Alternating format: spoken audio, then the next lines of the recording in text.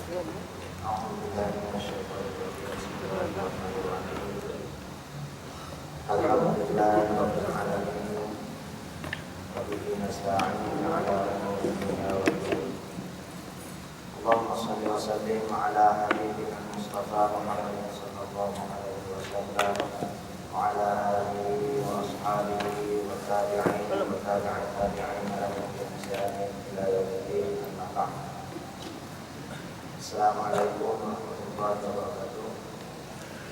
Muslimin dan muslimat yang dirahmati Allah Subhanahu wa taala. Insyaallah kita sambung muka surat 71 di bawah tajuk mencari pewaris Muhammadi. Mencari pewaris Muhammadi, muka surat 71 di bawah tajuk kecilnya syarat mursyid. Qala al-muallif rahimahullahu ta'ala Syekh Abdul Qadir Isa Al-Azizi Al-Halabi wa nafa'na bi'ulumihi fid dharain amin. Syarat mursyid. Kata Syekh, seseorang mursyid mestilah memiliki 4 syarat. Ini syarat yang umum bagi semua tarikat ataupun guru mursyid, bagi semua tarikat ada 4 syarat. 4 syarat ini bertujuan supaya guru mursyid tadi mampu memberi petunjuk kepada orang lain. Bila ada 4 syarat yang paling ringkas ini, insya-Allah dia akan dapat membimbing anak muridnya ke jalan yang benar. Yang pertama sekali, alim dalam fardu ain. Ini wajib ya. Apa tujuan Syekh sebut di sini tentang syarat guru yang mursyid? Tujuannya supaya bila kita cari guru mursyid, kita tidak tersilap cari. Sebab apa? Sebab Allah bagi kepada kita satu perasaan bila kita menghampirkan diri kita kepada agama, bila kita rasa diri kita berhajat kepada guru, kita mencari guru, kita berdoa dengan doa yang kita belajar pada minggu lepas. Allahumma dullani ala man yadulluni alaih. Ya Allah, Kau tunjukkanlah aku kepada manusia, kepada seseorang yang boleh menunjukkan aku kepadamu. Wa ausilni ila man yusiluni ilaih. Dan Kau sampaikanlah aku kepada orang yang mampu menyampaikan aku kepada Engkau. Maknanya supaya Allah bagi kita seorang guru yang boleh membimbing kita. Itu doa kita. Bila kita rasa nak guru, bila kita rasa perlu kepada guru, seumpama orang sakit rasa perlu sangat dah berhajat kepada rawatan, perlu dia cari doktor. Cara nak cari doktor supaya kita tidak tersilap cari. Kita mesti cari yang pakar dalam bidang masing-masing.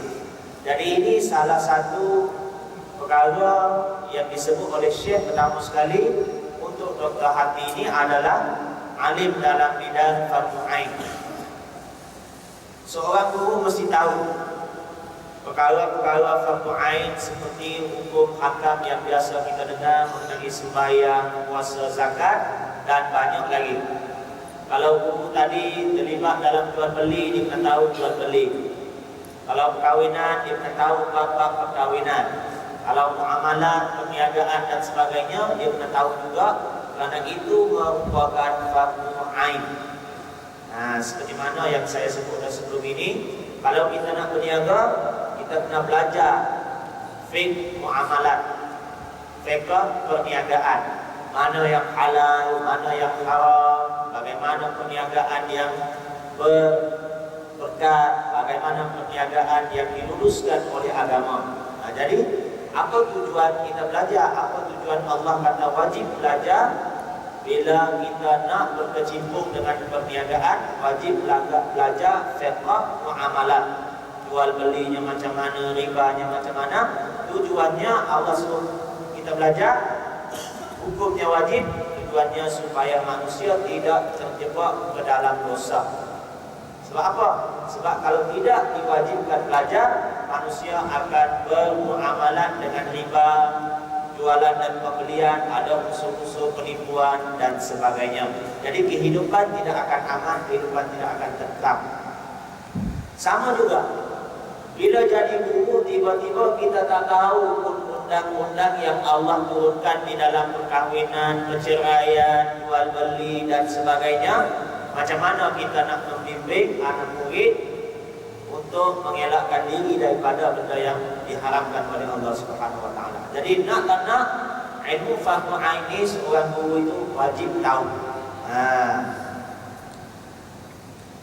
Mursyid juga hendaklah seorang yang alim tentang akidah tauhid ahli sunnah wal jamaah. Syekh sebut betul-betul akidah ahli sunnah wal jamaah.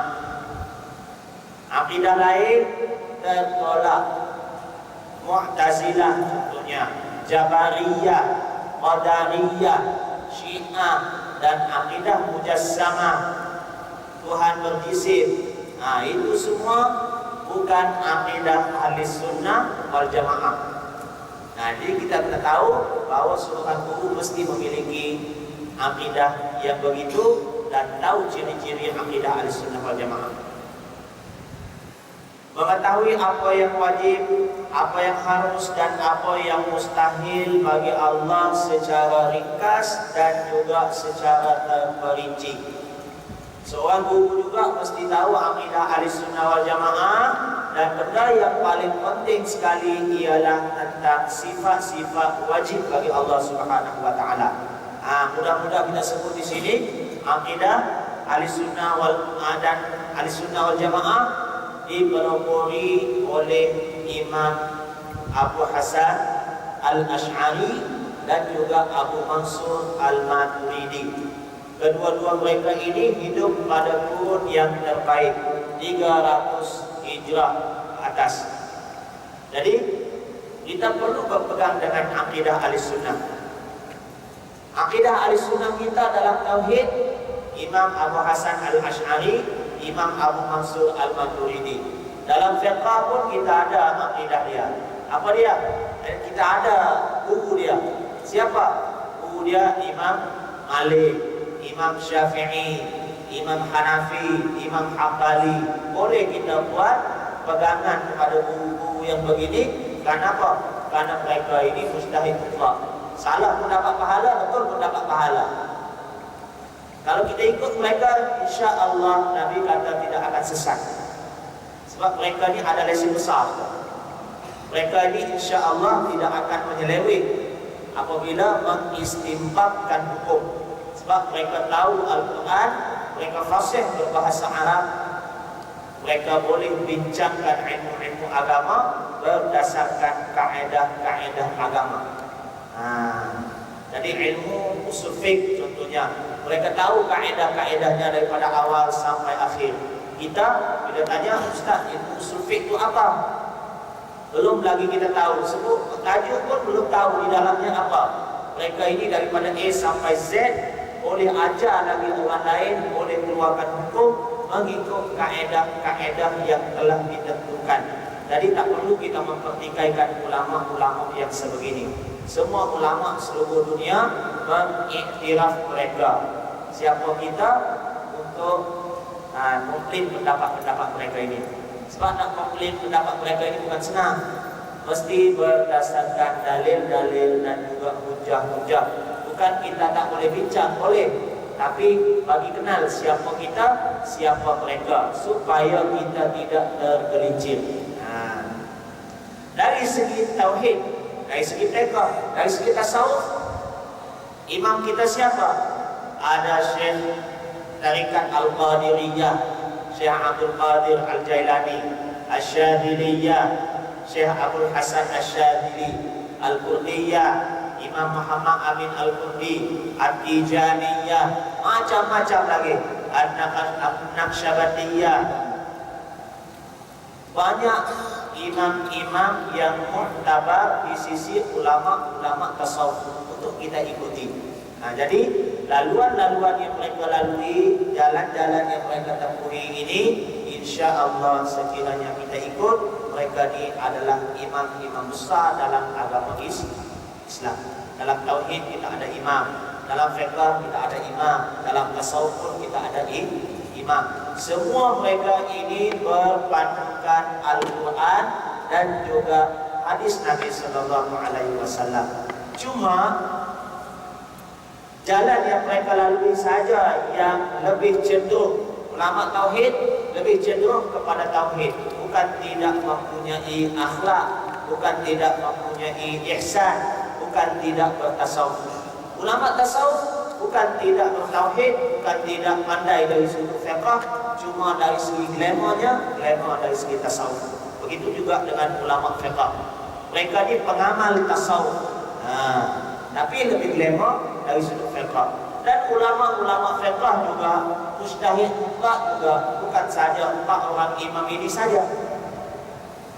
Hanafi, Maliki, Syafi'i, Hambali. Imam-imam lain pun ada lagi. Cuma mazhab mereka tidak dikembangkan oleh anak murid mereka. Sebab apa? Sebab anak murid tidak bekerja keras seperti mana guru mengembangkan agama. Jadi metod mereka, manhaj mereka tidak tersebar sampai kepada kita pada hari ini. Yang tersebar, yang bekerja keras, yang dicatat satu-satu penulisannya adalah ulama yang 4 orang ini. Jadi tidak salah kita ikut mana-mana pun, yang penting biarlah yang mu'tabar, yang berautoriti di sisi agama kita.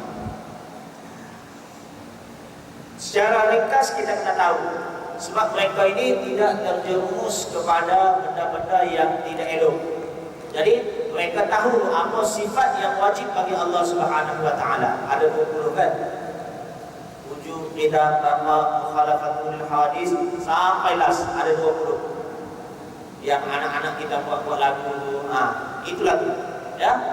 Kemudian kita perincikan maksud dia, makna dia. Lepas itu sifat mustahil bagi Allah 20 juga. Lawan kepada yang tadi. Wujud ada, lawannya tiada. Tiada itu merupakan sifat mustahil bagi Allah Subhanahu wa ta'ala. Jadi lawan kepada sifat wujud, sifat wajib ada. Tidak ada, mustahil Allah tidak ada. Ini sifat kalau ada pada Allah memang tidak logik, memang mustahil, memang tidak layak bagi Allah.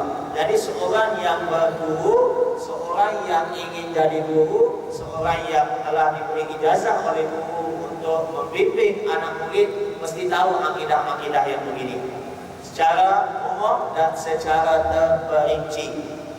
Sifat harus bagi Allah apa dia? Menciptakan makhluk. Begitu juga terhadap para rasul. Nabi ada 4 sifat: sidik, amanah, tabligh, fatanah. Kemudian sifat mustahil bagi rasul, lawan kepada yang tadi. Al-kizibnya, al-khianahnya, al-baladahnya.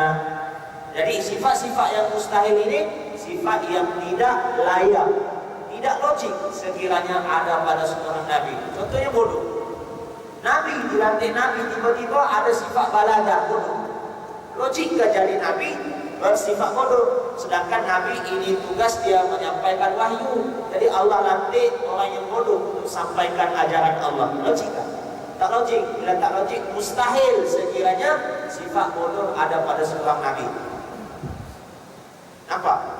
Jadi seorang guru mesti tahu benda-benda begini. Dia bodoh, tiba-tiba Tuhan lantik dia jadi orang yang bawa ajaran agama. Tak logik. Dia kirim, menipu, mengkhianat. Tiba-tiba Allah suruh dia menyampaikan ajaran agama. Adakah mustahil? Adakah tidak mustahil dia akan mengkhianati ajaran agama? Tidak mustahil dia akan mengkhianati ajaran agama. Kenapa? Sebab dia sudah bersifat dengan sifat kirim.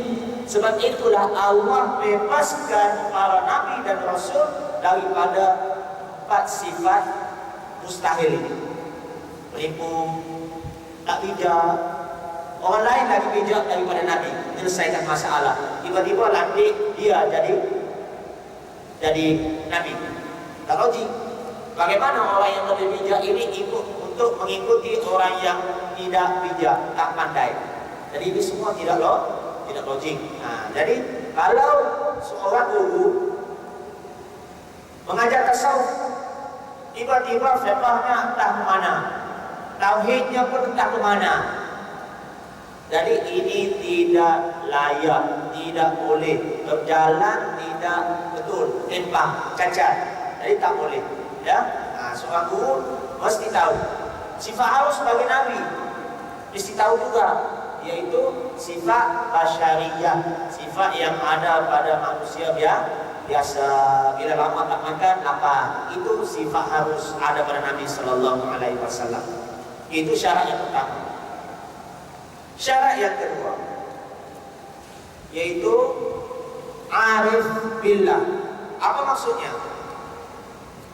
Setelah mengetahui, kata Syekh, akidah secara ilmiah dan dirayah, sepatutnya seorang mursyid itu hendaklah benar-benar mantap tentang akidah ahli sunnah secara amali dan zauqi. Nah, arif billah ini maksudnya bila dia beriman kepada akidah ahli sunnah wal jamaah, dia mantap dari segi akidahnya, dari segi ilmiah dia boleh bincang, dari segi zauq pun dia ada zauq, ada cita rasa, ada perasaan bertuhankan Allah. Maknanya bukan cakap sahaja, bukan ngomong-ngomong kosong. Secara ilmiah boleh cerita, tetapi dia sendiri tidak pernah merasai manisnya iman. Jadi cakap kosonglah. Nah, seolah-olah begitu. Al-arif billah ini dia telah merasai tauhidnya secara ilmi dan secara zauqi. Secara ilmiah, contoh sikit. Secara ilmiah, bila kita tengok ada makhluk, itu tanda adanya Allah Subhanahu wa taala. Ini tauhid. Ya, kalau kita belajar tauhid, bila ada makhluk, adanya Allah Subhanahu wa taala. Di mana dalil adanya Allah? Dalam tauhid kita akan belajar adanya alam ini menandakan adanya Allah Subhanahu wa taala. Kalau tak ada alam, kita tak boleh tahu pun adanya Allah Subhanahu wa taala. Betul tak? Belajar tauhid kan? Adanya kita ini menunjukkan adanya pencipta. Ini tauhid berasaskan dalil-dalil, bukti-bukti kewujudan Allah. Kalau kita belajar tauhid zauqi yang lahir daripada iman, yang lahir daripada hati sanubari yang bersih, dia sebenarnya tauhid yang lebih jitu, lebih mantap, dia terbalik. Adanya Allah menunjukkan adanya makhluk. Yang mana yang boleh kita paham? Yang kedua, di sisi ulama-ulama sufi, ulama tasawuf yang jiwa mereka telah bersih, dia kata adanya Allah menunjukkan adanya makhluk. Allah ada makhluk. Yang satu lagi dari segi tauhid yang biasa, adanya makhluk, tandanya adanya Allah. Dua benda yang berbeza. Bila kita kata ada makhluk, adanya Allah, kita nak mengenal Allah, kita melalui perantaraan makhluk. Allah sifat dia qadim, sedia kala, azali. Makhluk sifat dia hadis, baru. Kita nak kenal benda qadim, nak kenal Allah yang bersifat azali, kita gunakan perantaraan makhluk yang bersifat kudus, hadis, baru. Yang baru sebenarnya tidak boleh mengajar manusia menunjukkan kita kepada yang qadim. Ini tauhid yang dalam, ya. Yang qadim boleh menunjukkan kita kepada yang hadis. Allah boleh memperkenalkan kita kepada makhluk, memperkenalkan kita kepada manusia. Manusia tidak boleh memperkenalkan kita kepada Allah Subhanahu wa taala dari segi hakikatnya. Sekali bukan bicara pasal syariat. Kalau syariat, manusia boleh tunjuk kepada kita bukti adanya Allah Subhanahu wa taala. Maknanya yang hadis boleh tunjuk kepada kita yang hadis juga tentang wujudnya yang qadim, yaitu Allah. Nampak? Nampak kata nampak? Apa yang nampak? Ayo confuse juga, nanti saya bercakap seorang. Apa Ustaz ini malam ini lain-lain bicara? Aku tak paham. Yang pertama, kita guna yang hadis melalui perantaraan yang hadis. Kita guna manusia dengan wujudnya bumi menandakan wujudnya Allah. Kita guna yang hadis untuk menunjukkan kita adanya yang hadis, bukti kepada adanya yang qadim. Itu rendah levelnya. Sebab apa? Yang hadis bolehkah kasih kenal kita kepada Allah dari segi hakikatnya? Tak boleh. Allah yang kasih kita kenal. Bila kita kembali kepada Allah, kita nak kenal Allah, kita melalui Allah. Dengan sebab adanya Allah, adanya bumi. Dengan sebab adanya Allah, adanya kita. Tak ada Allah, adakah kita? Tak ada. Sekarang ini yang kita faham, tauhid dari segi biasanya, bukan tauhid. Yang untuk tauhid ini kita kena faham melalui cita rasa. Bila kita beramal, kita akan ada satu perasaan, satu kefahaman yang Allah campak di dalam jiwa kita, hati kita, sanubari kita, sir kita. Kita faham adanya Allah, adanya makhluk. Tak ada Allah, tak ada makhluk. Apa yang biasa kita faham? Ada dunia, bukti adanya Allah Subhanahu wa taala. Kalau tak ada dunia, adakah menunjukkan tak adanya Allah? Kalau tak ada dunia, ada. Allah tetap juga ada walaupun tidak ada dunia. Sebab mencipta dunia ini adalah salah satu sifat yang harus bagi Allah, bukan wajib. Menciptakan makhluk. Ustaz saya bingung-bingung sudah dipaham, anda paham semuanya. Semoga Allah kasih paham. Saya kasih bagi tahu dia. Kalau tidak paham, Allah tak kasih paham. Doa dengan dia kasih paham insya-Allah. Boleh kan sedikit? Jadi seorang yang berilmu ni, bila dia bercakap tentang ilmu ma'rifah, dia kena ada tauhidi, cita rasa mentauhidkan Allah Subhanahu wa taala yang lahir daripada hati sanubari ataupun asrar ataupun sir dalaman. Kalau bercakap tentang tauhid biasa, saya sebut tauhid biasa, bukan memandang rendah tauhid yang diajar ni, tidak ya, supaya beza tauhid di sisi ulama tasawuf dengan tauhid yang kita belajar sekarang ini. Dalil wal burhan, tanda-tanda dan alamat-alamat adanya Allah Subhanahu wa taala. Dia beza sedikit. Yang ini daripada makhluk mengenal pencipta, yang ini daripada pencipta mengenal makhluk. Sayyidina Ali, sahabat yang rapat dengan Nabi, dipelihara oleh Nabi sallallahu alaihi wasallam. Khalifah yang ke-4. Khalifah yang ke-4. Ini apa Ustaz? Okey. Apa kata Sayyidina Ali bila ditanya? Kaifa arafta Allah? Bagaimana engkau kenal Allah wahai Ali? Ali kata, araftullah billah. Aku kenal Allah dengan Allah. Dengan siapa kita kenal Allah? Kalau tauhid biasa tadi, kita kenal Allah dengan makhluk. Kenapa? Sebab kita diajar adanya kita, bukti adanya pencipta. Adanya alam ini, buktinya adanya Allah. Maknanya araftullah lil makhluk. Aku kenal Allah dengan makhluk. Tapi apa jawab Sayyidina Ali? Araftullah billah. Aku kenal Allah dengan Allah. Maknanya siapa yang kasih kenal aku pada Allah? Allah juga yang kasih kenal aku pada Allah. Maknanya tauhid yang ada pada Sayyidina Ali cukup tinggi nilainya. Kenapa? Karena dia mengenal yang qadim dengan yang qadim, bukan mengenal yang qadim dengan yang hadis. Kenapa? Hadis ini sifat makhluk. Adakah makhluk yang hadis boleh mengenalkan kita, kasih kita kenal kepada yang qadim? Boleh juga, tapi lemah sifatnya.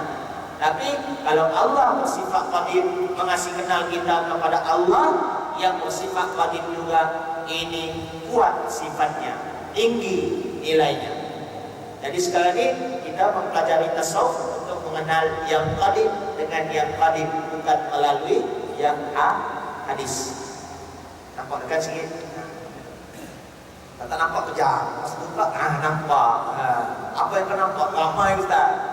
Nampak itu? Nampak begitu. Okey.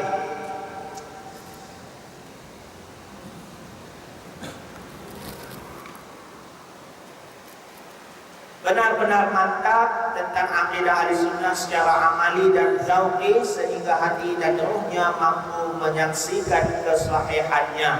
Apa-apapun, kalau ulama-ulama yang sudah hebat amalan dia, yang Allah bagi cahaya pada sir dia akan istafti qalbak, tanya hati kau. Dia nak buat sesuatu, dia akan tanya hati dia dulu. Sekiranya Allah izinkan, dia akan buat. Sekiranya Allah tidak izinkan, dia tidak akan laksanakan. Ini ulama-ulama tasawuf. Kadang-kadang disebut sebagai ilmu firasat. Bila menurut firasat dia boleh buat, boleh bermusafir, dia bermusafir. Bila rasa tak boleh bermusafir, belum lagi diizinkan Allah, dia tidak akan bermusafir. Kita panggil kadang-kadang firasat, kadang-kadang menurut hati. Istafti qalbak, minta fatwa dengan hati kamu. Ini dilakukan oleh ulama-ulama tasawuf. Sebab apa? Sebab hati mereka bersih. Sebab itu mereka boleh minta fatwa dengan hati.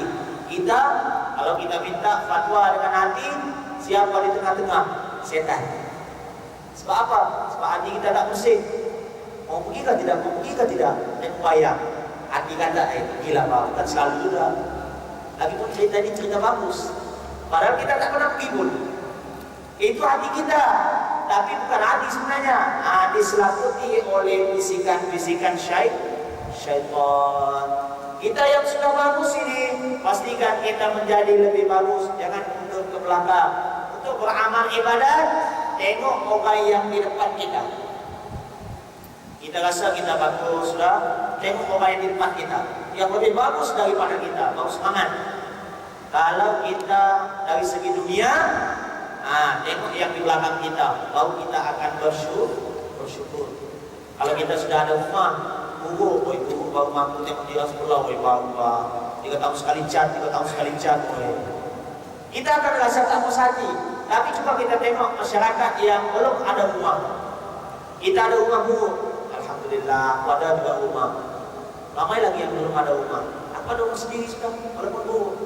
Tentang dunia, kita perlu menengok orang yang di belakang kita, yang lebih rendah daripada kita.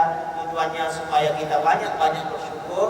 Tentang akhirat, kita kena tengok orang yang di depan kita, yang lebih daripada kita dari segi ilmu amal ibadahnya, baru kita mengejar akhirat. Okey.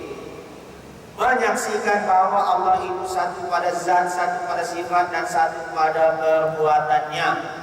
Allah ini zatnya memang satu, sifatnya banyak, perbuatannya banyak. Tapi walaupun perbuatan banyak, sifat banyak, semua sifat itu adalah sifat yang ada pada zat.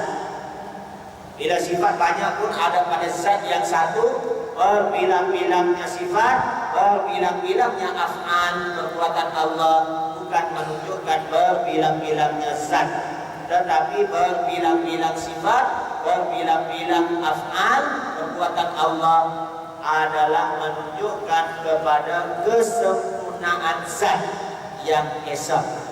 Ini kalau kita kadang-kadang susah memaham.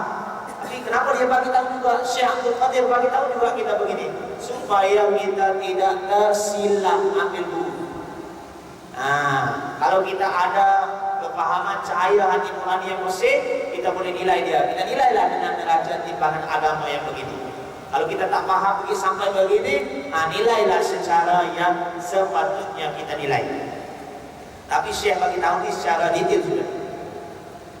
Mengetahui tentang hadrat nama-nama Allah secara zauq dan syuhud, serta mengembalikannya kepada hadrat yang menghimpunkan segala-galanya. Jadi nama-nama Allah yang 99 juga, dia tahu secara zauq dan juga secara syuhud ayat. Dia boleh tengok dengan mata hati tentang untuk menghayati Asmaul Husna, nama-nama Allah yang indah tadi. Hadrat yang berbilang-bilang itu tidak menjadi kesamaran kepadanya, kerana berbilang-bilang hadrat tidak menunjukkan kepada berbilang-bilangnya zat. Sifat Allah nak mudah kita faham. Sifat Allah, Allah bersifat pengasih, Allah bersifat penyayang. Ini dua sudah. Banyaklah sifat-sifat Allah. Perbuatan Allah mencipta, menurunkan rezeki, menyembuhkan, menyehatkan, dan banyak lagi sifat perbuatan Allah. Sifat Allah banyak, perbuatan Allah banyak. Adakah zat dia banyak? Zatnya apa? Zat ni kalau zat gelas, gelas ni sendirilah. Kalau sifat dia silinder, maksud ada tutup, warnanya apa? Putih susu. Kemudian ada ini sifat bagi gelas. Tapi zat itu gelas ini sendiri. Allah itu sendiri. Sifatnya banyak, perbuatannya banyak. Jadi adakah sifat banyak, perbuatan banyak ini menunjukkan banyaknya Allah? Tidak. Allah tetap juga satu. Ya, tetap juga satu. Itu saya nak bagi tahu. Syarat yang ketiga,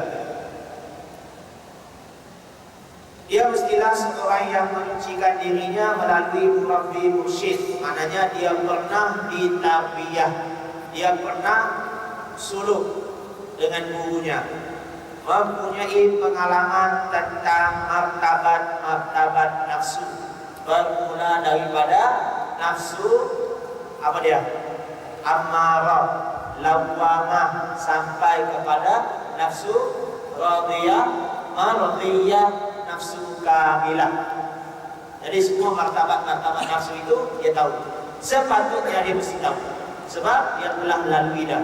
Kalau dia belum lalui, maknanya belum layak untuk menjadi murabbi mursyid.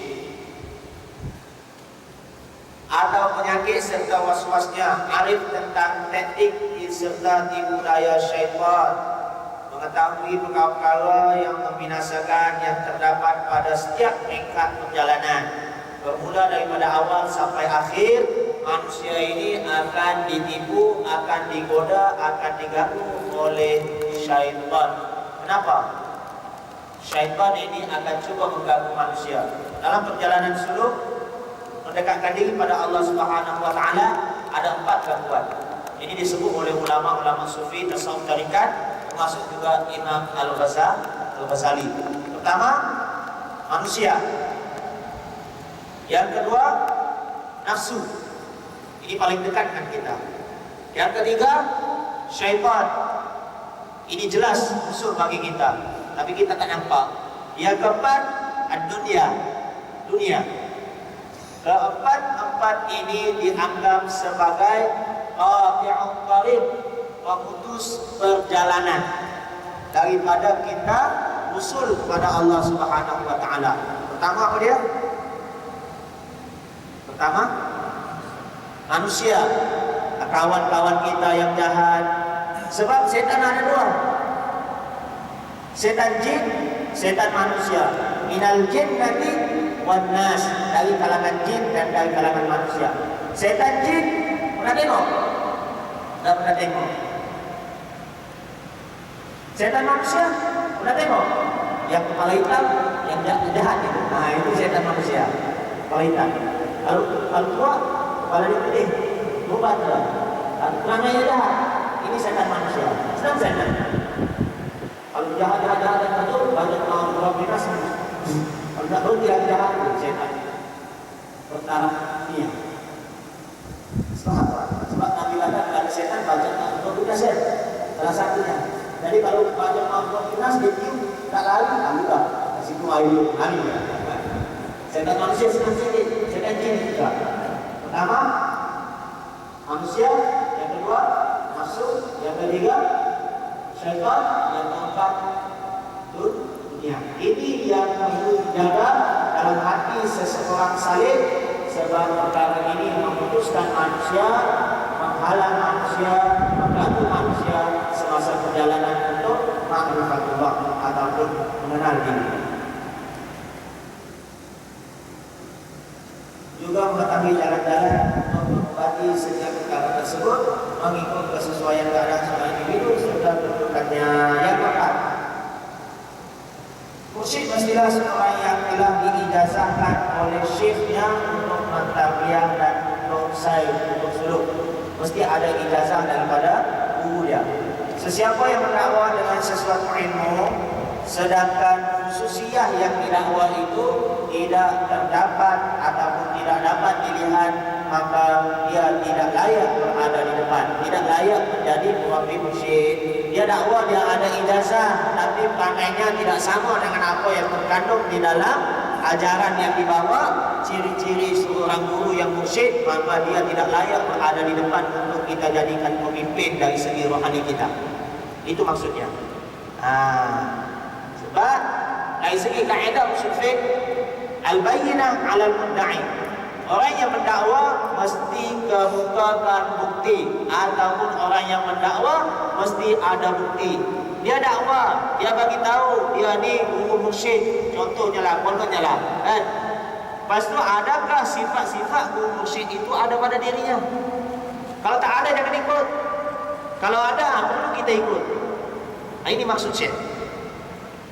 Sedangkan khususiyah yang didakwa tidak dapat dilihat. Kalau kita tak boleh tengok ciri-ciri guru murabbi yang mursyid, tak payah kita ikut dia. Takut-takut tersesat.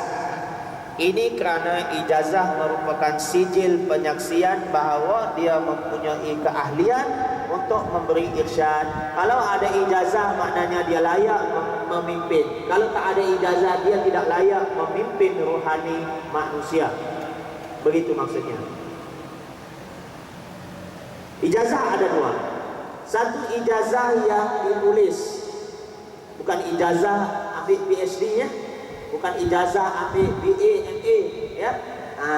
Ini ijazah dari segi guru mengiktiraf anak murid dia sebagai seorang yang layak untuk mentarbiyah orang lain. Itu maksudnya.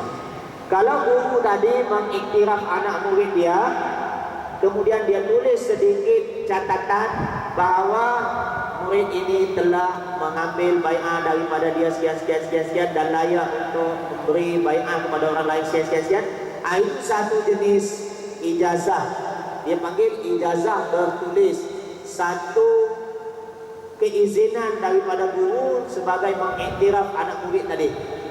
Layak sudah dia mentarbiyah orang lain. Sekiranya ada orang lain yang meminta izin daripada dia untuk menjadi anak murid ataupun mengambil dia sebagai guru. Itu maksudnya. Satu lagi ijazah tidak ditulis, tetapi daripada hati sanubarinya sudah mengiktiraf si fulan bin si fulan ini sebagai seorang yang sudah boleh memimpin kawan-kawannya. Itu maksudnya, sudah boleh memimpin siapa yang menjadikan dia sebagai guru. Ijazah ada dua. Satu ijazah yang ditulis, satu lagi ijazah hati. Dua-dua dikira pakai. Ijazah bertulis boleh tunjuk, orang boleh nampak. Ijazah hati tak boleh tunjuk dan orang lain pun tak boleh nampak. Kasih selak pun tak nampak. Sebab apa? Daripada hati guru tadi meredai hati anak muridnya yang sudah pun diiktiraf. Sekarang ini terbalik. Ramai anak murid yang bila disebut guru yang masyhur, itu guru aku itu. Tapi yang dikira pakai ialah guru. Guru mengiktiraf anak murid. Guru kata ini anak murid aku. Barulah ada kualiti. Kalau anak murid yang mengiktiraf guru, ini guru aku ni siapa? Mufti sekian. Guru aku tu. Padahal dia pakai sekolah pendek. Muftinya bukan main dari bagusnya. Itu tidak dikira pakai. Sebab apa? Sebab anak murid berbangga dengan guru. Itu rendah levelnya. Tetapi sekiranya guru berbangga dengan anak murid, itu tandanya anak murid itu tinggi levelnya, tinggi ilmunya. Sebab itu dulu-dulu kita dengar imam-imam yang dulu-dulu bila dia belajar dengan guru dia, umur muda lagi belasan tahun, guru dia bagi izin sudah kepada dia untuk memberi fatwa. Kalau dulu-dulu sekiranya guru tidak izin kepada anak murid untuk bercakap, buka mulut, anak murid tak buka mulut. Nampak? Beza kita dengan sekarang ini. Belum lagi guru bercakap, anak murid sudah ada 3 pendapat. Sebab apa? Lain pelajaran kita dengan ulama-ulama dulu. Imam Ahmad Ibn Hanbal. Dia belajar dengan Syekh Hisham, Syekh Hashim dan Hisham. Lupa saya. Dia belajar selama 5 tahun. Dia hanya tanya 2 soalan saja. 5 tahun belajar tanya 2 soalan. 5 tahun bukan macam kita sekali seminggu, sekali sebulan. 5 tahun dia mendampingi guru dia sepanjang masa. Kalau pagi ada kelas, malam ada kelas, pagi ikut, malam ikut. Dia hanya tanya 2 soalan saja. Kenapa? Menghormati guru. Ini salah satu cara. Imam Ahmad juga, rumah dia dengan rumah guru dia ini ada 7 lorong. 1, 2, 3, 4, 5, 6, 7. Lorong ke-7 itu baru rumah guru dia. Dia kata, semenjak aku berguru dengan si fulan bin si fulan, di rumah aku pun aku tidak melunjukkan kaki ke rumah guru aku. Tak lunjukkan kaki pun menghadap ke arah lain, tak menghadap ke arah rumah guru aku. Kita ke arah kiblat selalu aja, tak rasa bersalah langsung. Guru di rumah kita di sini mengumpat, guru aku betul-betul. Itu contoh. Ya. Maknanya biasa kita dengan ulama-ulama yang dulu.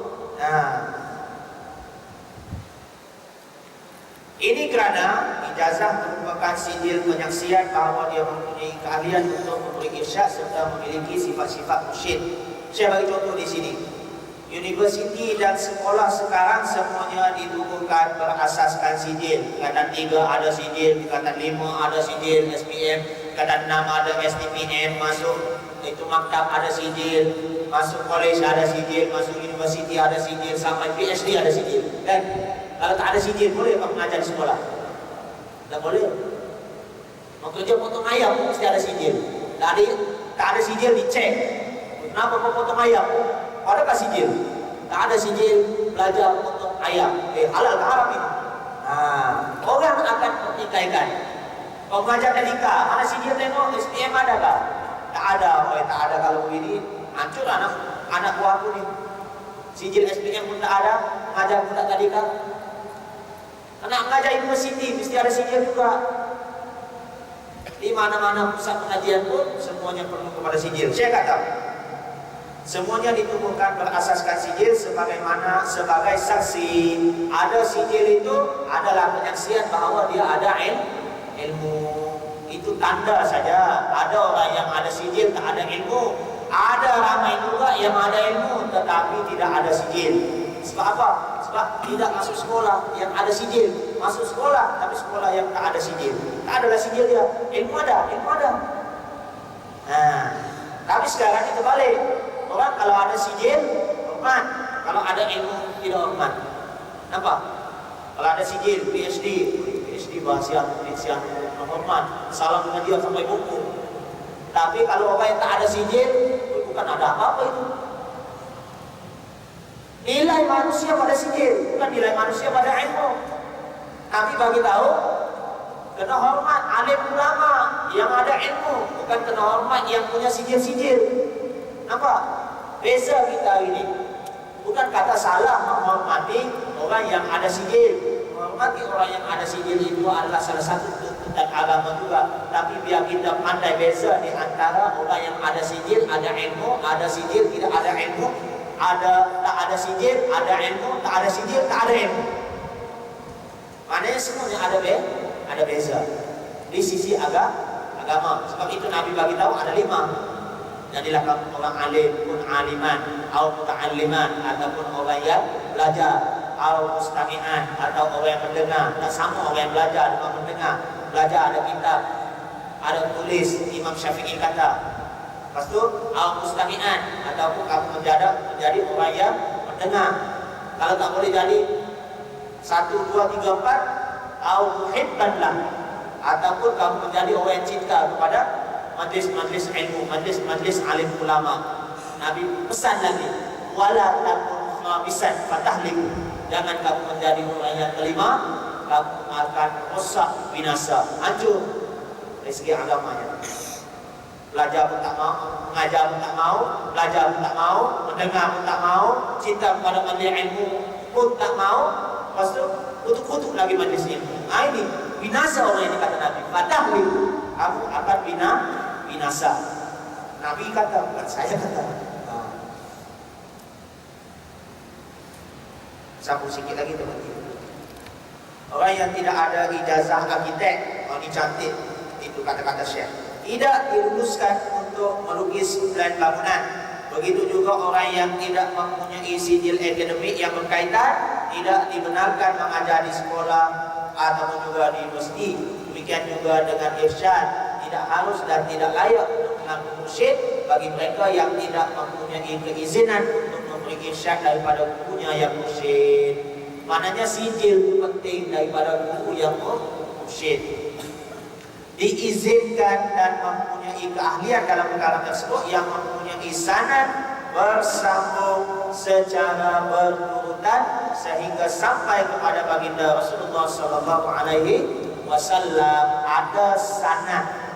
Dan yang kita belajar ni, alhamdulillah, kitab yang kita baca ni ada sanad sampai kepada pengarangnya Syekh Abdul Qadir Isa.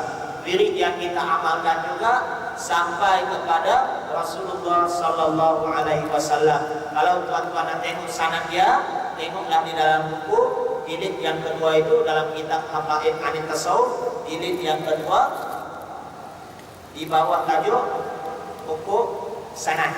Ya, di bawah tajuk buku sanad.